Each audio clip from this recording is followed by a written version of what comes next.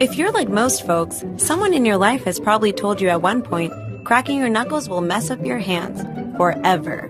How can something that feels so right be wrong? Is cracking your knuckles actually bad for your health?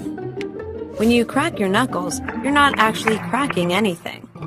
Between your joints, there's an egg white-like substance called synovial fluid. Gross, I know. One of the things it does is help reduce friction when your joints move by acting as a lubricant.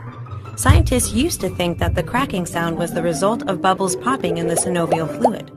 But this year, doctors were able to record this video of a knuckle cracking for the first time.